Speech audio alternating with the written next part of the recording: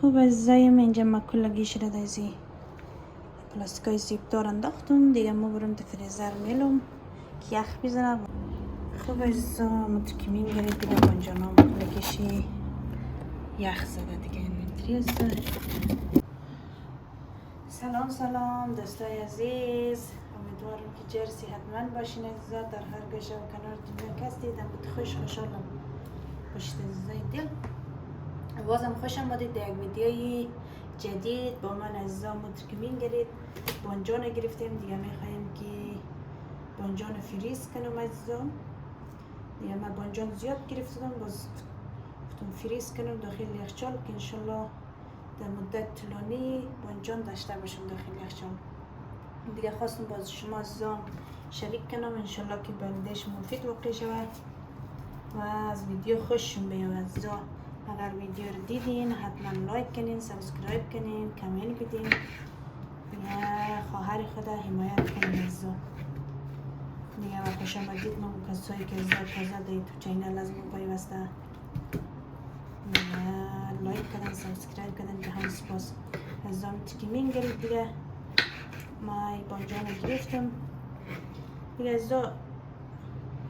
همین ترکاری که هست کلگیش یک فصل داره، در یک فصل ترکاری خیلی ارزانه، در یک فصل باز قیمته.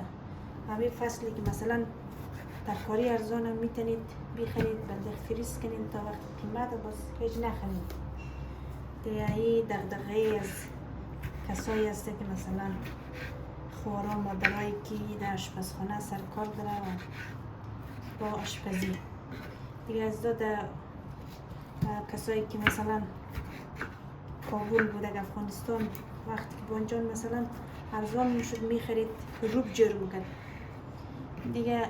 اونجا خوب بود اما امکانات هم بود، حوصله‌اش هم بود، وقتش هم بود. ولی دیگه کسایی که مثلا خارج از افغانستان زندگی میکنن نه متقای میشه نه حوصله‌اش نه امکانات چی عزیزا که بگیره روب جور کنه دیگه. میتونید این رقمی بگیرید در این طریقه که ما فریز منو به مدت طولانی داخل یخچال نگهداری کنید، در وقتی که ضرور شد باز بیرون کنید استفاده کنید عزیزا. این میتر نازنینا بانجانا رو اول ریزه منیم، باز مثلا میکسر دارین، همین ماشین سلاته دارین، هر چیزی که دارین باز نرم کنید، زیاد هم نرم نکنید، یک کم نرم کنید باز بگیرین در پاکت های زیبدار کسته نگهداری کنید عزیزا داخل یخچال. ما بانجان زیاد گرفتم یک گفتم این تری خراب میشه بس فریز کنم. به شما عزیزام نشان بدم که میتونید تا یک دو ماه هیچ خراب نمیشه عزیزا، چون من خود دایم می رقمونه خراب نمیشه. خواستم با شما عزیزام شریک کنم. با شما نازنینام اگر خواستین در این طریقه فریز کنید عزیزای دل. نمیتیر نالم روی کرد خود منیم عزیزا همه گیشرم.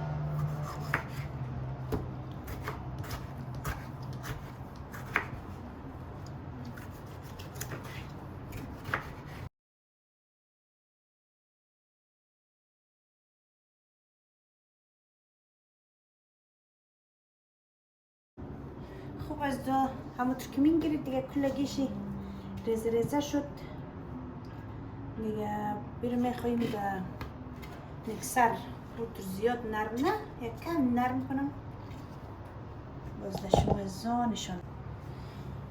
خوب عزیزا کمی میندازیم کم نرم منیم، کم نه زیاد که زیاد اوگی نشه که مثل جوس جور کنیم، کم خیلی کم.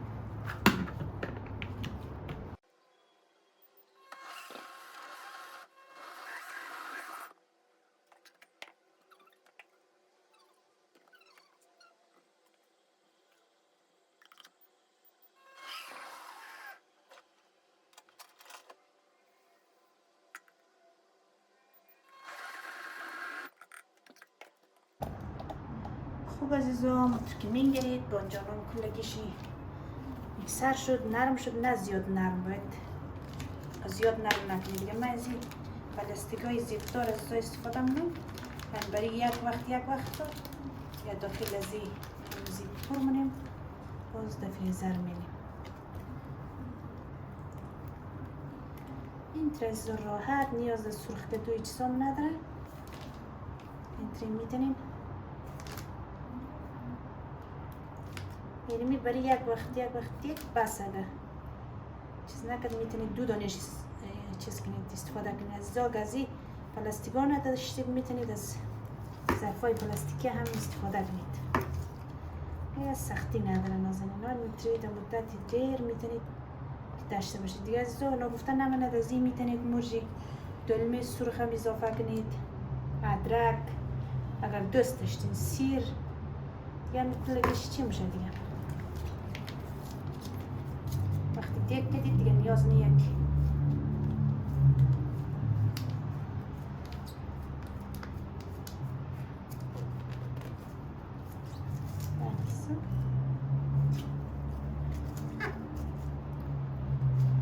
برای یک وقت دیگ دیگه کفایت منه.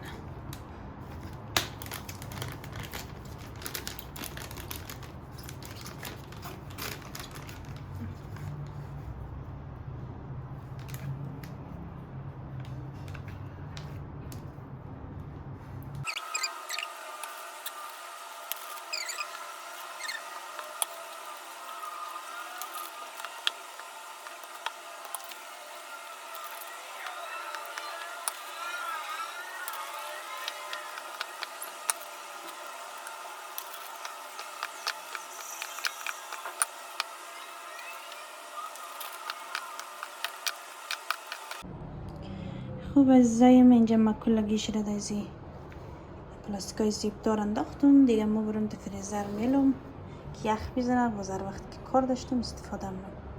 و شما نازنینان میتونید در این طریق فریز کنید بانجان رو میرزدو. خوب نازنینا داخل فریزر چندم دیگه این رقمی بلید تا یخ بزنه. باز که یخ زد میتونید سردسر بچینید تا جای زیاد نگیره. خوب از جامت که میگیرید اینجا کلکش یخ زد دیگه میچنیم سردسر داخل یخچال. و از برنامه خوش اومد حتما ویدیو را لایک، سابسکرایب، کامنت یا چون نره تا یک ویدیو دیگه در پناه خداوند باشید.